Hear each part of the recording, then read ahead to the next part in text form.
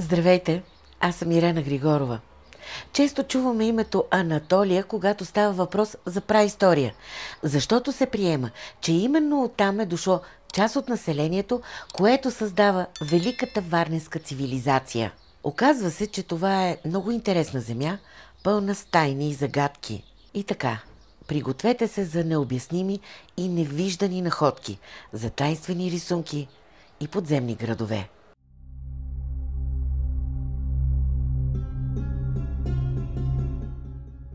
Започвам, разбира се, с праисторията и Чатал Хююк. Древният град е датиран от учените 7-6 хилядолетие преди новата ера и е изключително интересен.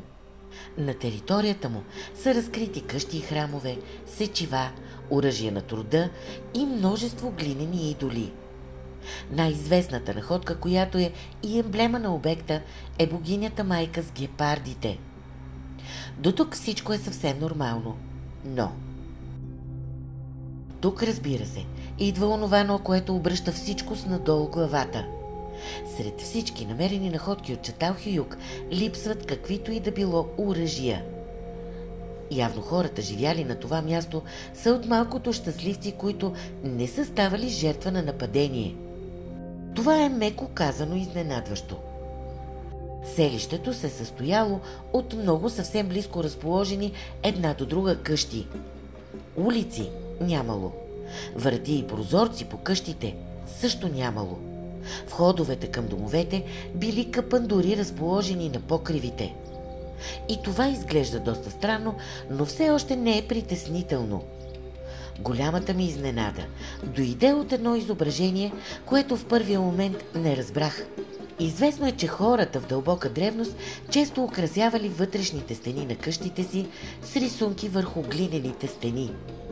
Най-често тези рисунки са геометрични фигури, но се срещат и изображения на животни и хора, които показват ловни сцени или ритуали, все неща, които вълнуват и съпътстват всекидневния живот.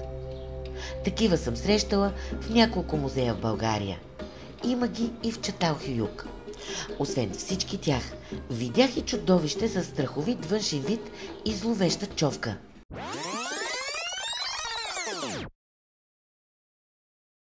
Тогава малко се изненадах, защото нямам спомен да съм виждала като украса по стените изрисувани чудовища, но отминах, защото имаш още много интересни неща. Когато след няколко дни стигнах до музея в Кония обаче, направо се стреснах, защото видях графична възстановка на къщата, в която е било изображението на чудовището. Цялостната картина, която не беше подредена в Анкара, тук показваше два дракона, които си подхвърлят човешка фигура, с повторение от още два дракона. Интересно, какво може да означава това?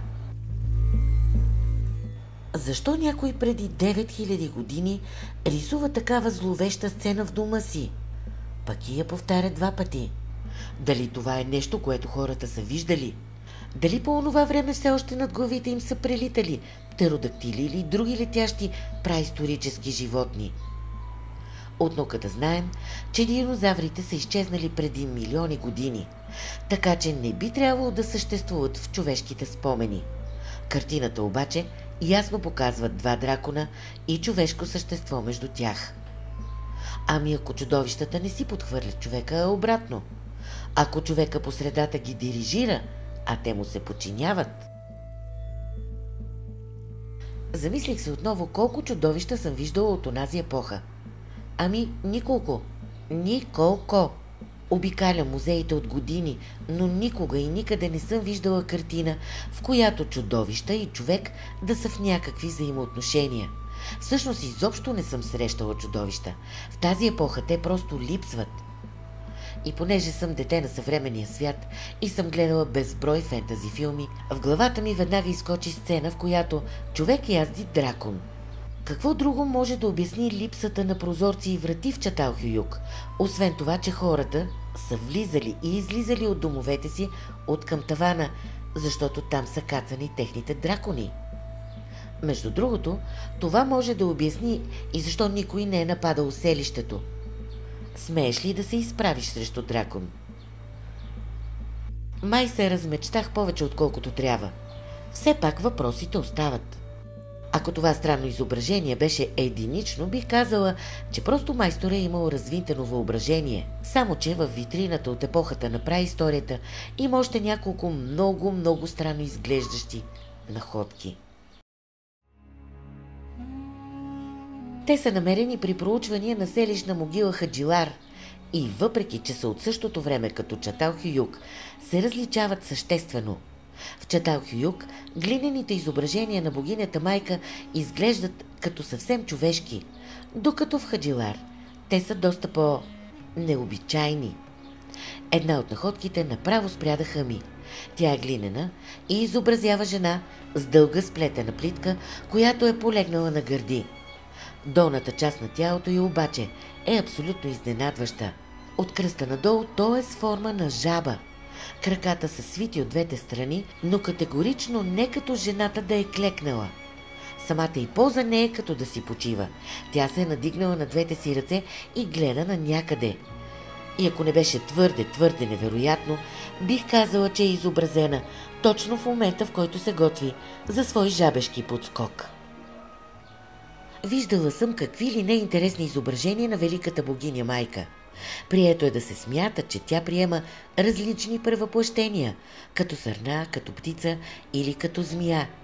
Нито една от тези хипостази обаче не е на жаба. Ако бях любител на алтернативната наука и теорията за извънземна намеса в създаването на човечеството, отговорът щеше да е много лесен. Това би могло да е хибридно същество, родено от генетични експерименти с човешки и извънземни гени. Много е важно да добавя и друго. На територията на България има намирани 4 находки, които показват долна част на жабо-женско тяло.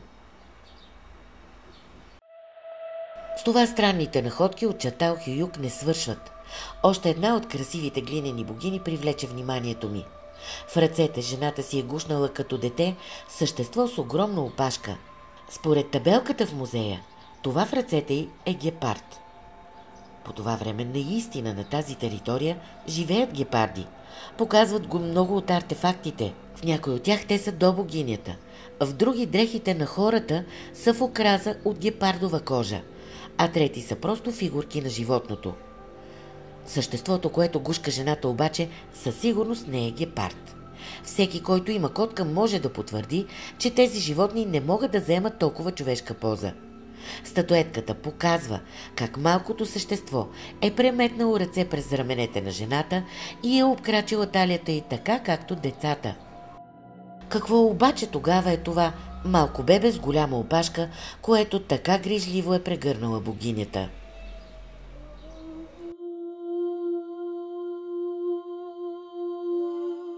Второто място, за което искам да ви разкажа, е изключително популярно. То се нарича Музей под открито небе край Гюреме и през 1984 година е включено в списъка за световно културно наследство на ЮНЕСКО като паметник с голямо културно-историческо значение. В огромния комплекс има над 30 скални църкви и параклиса от периода 9-11 век. Въпреки че са рисувани основно през 11 век, има голяма разлика в изписването на църквите. Някои са прецизни и красиви, а други семпли и дори странни. Такава е църквата на Света Варвара, чието рисунки са доста озадачаващи. Основната украса на храма е с червена боя, като е рисувано директно върху стената. Изображенията приличат на нищо, което съм виждала в църква. В централната част има странна фигура на насекомо, скакалец. Учените не знаят какво означава и защо е изрисувано, но се предполага, че вероятно е имало някакво магическо или символично значение. На останалите стени и апсиди има още по-необичайни изображения. Тези, например. Или пък тези. Или пък това нещо. Какво могат да означават тези толкова странни рисунки и защо се различават толкова много от другите църкви? Според доцент Веселина Вачкова това са палми, а това дървото на живота с 4-те посоки на света. Това изображение обаче ми се струва още по-странно. То изглежда като палатка или пък като някакъв древен храм. А защо обаче този храм има ръце и глава? Църквата е наречена в наше време на Света Варвара заради изображението на светицата на северната страна.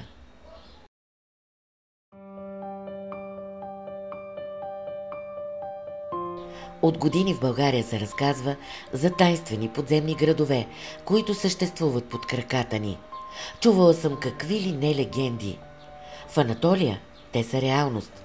До момента има открити над 220 подземни селища, като голяма част от тях са свързани помежду си с тунели. Някъде през 8-7 век преди новата ера, траките фриги, които обитавали района, си дали сметка, че меката вулканична скала може лесно да се копае и започнали. След тях всички останали продължили да копаят и да разширяват. И така до началото на 20 век. Каймакла е един от отворените за посещение подземни градове. Официално той има 8 етажа, като отворени за туристи са първите 4. Според някои учени, вероятно има още неразработени етажи, защото другият най-известен град, Деринкую, е с 18 етажа. Двата града са свързани под земята с 8 километров тунел, така че е съвсем възможно и тук етажите да са много повече. О май гот! Цялата структура на селището е разположена около дълбок вертикален въздухопровод. Много интересна е и системата на димоотводи, които не позволяват задимяването на помещенията, а в същото време остават незабележими на повърхността. Много е странно, но вътре се дишаше съвсем спокойно, въпреки че в няколко момента на едно място се събрахме няколко групи. Придвижването в селището става през ниски, тесни, а някъде и стръмни тунели, които водят до различни помещения. На най-близкото до повърхността ниво са били конюшните и помещенията за другите животни. В скалата дори има направени хранилки. На второто ниво са официалните помещения, като църкви, кухни, столова и малко жилища. Третото ниво е за стопанските цели – складове, преси за вино и други производства. Елате тото не да видим.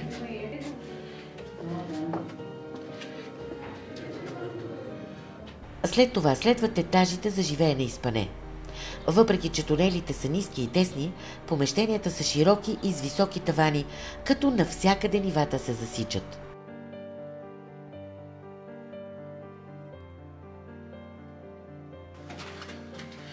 Има да там, бе, Божо?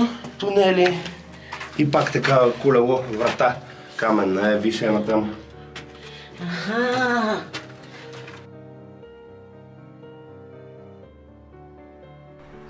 При входа към всяко следващо ниво има огромен обработен камък и жлеб, по който той може да се придвижи, така че да затвори входа, ако се наложи.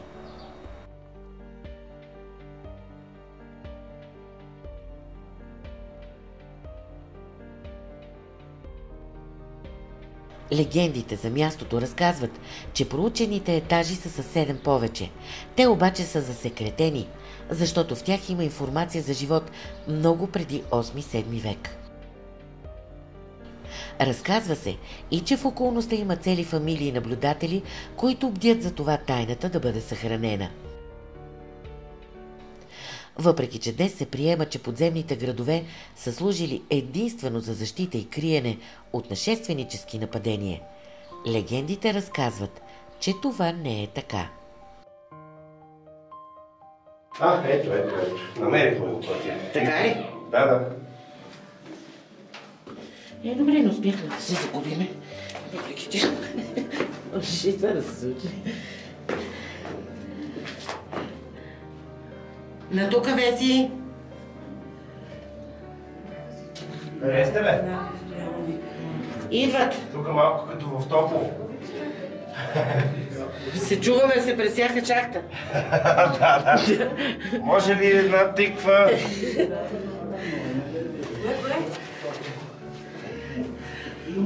Айде, че ще се засечем с следващата група и ще стане мене.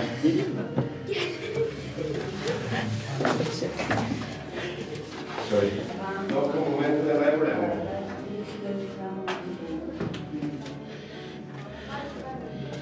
Вау! Тук е абсолютно лабиринт.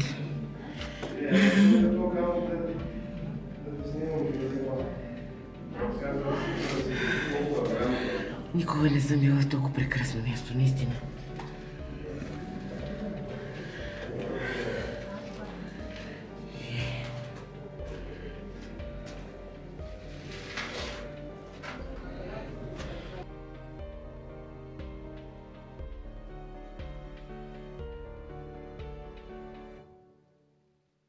За древна Анатолия и днешна Кападокия може да се разказва още много, но това ще го оставя за някой следващ епизод. Това беше от мен за днес. Ако ви е станало интересно, натиснете бутона лайк, бутон абонамент или просто споделете видеото на стената си, за да стигне до повече хора. Аз съм Ирена Григорова. Ще се видим скоро.